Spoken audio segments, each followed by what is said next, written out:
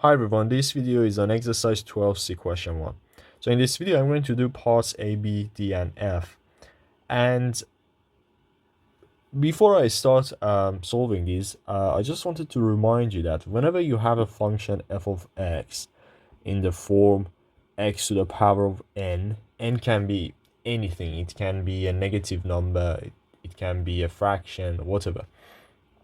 Then its derivative is simply equal to that power basically comes down and becomes the coefficient of the function, and then you write down the function whatever it is, and then the power will be just -1.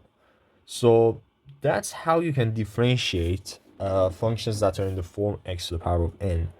And in this exercise we are going to apply this technique to all of these.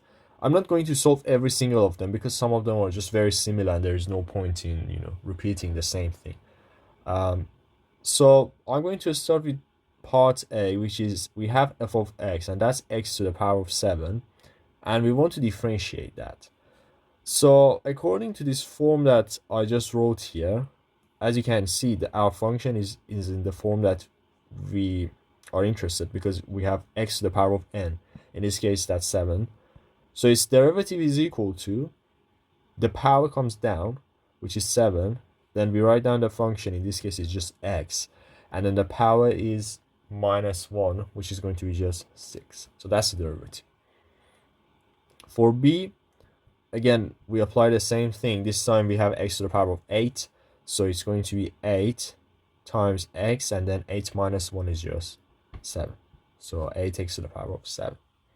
And we can just continue this. So for part D, as you can see, this time we have x to the power of a third, but that's fine because, as I mentioned earlier, as long as we have x to the power of n can be anything, we can just use this technique. So the power comes down and so on.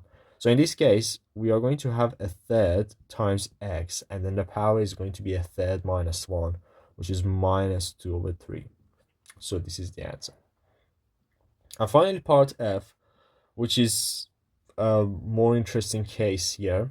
So for part F, because sometimes, as you can see, when you look at this function, you have the cube root of x. It doesn't necessarily, look like this form, right? The form that is x to the power of n. But sometimes the function doesn't look in that form at the first glance, but actually if you do some adjustments, then you can get the function and get that in this form. So this is one of those examples. I mean, the sets are one of those examples, because even though we have the cube root of x, we can rewrite this as a power. So in this case, we know that from chapter 1 that when we have sets, we can write the base with the fractional power. So in this case, this can be written as x to the power of a third, right? And now, as you can see, it's in the form that we have been discussing in this video. So if you differentiate this is actually the same as part D. So it's just going to be a third x to the power of -2/3. Okay, that's it for this video, and the next video I'm going to do the other part.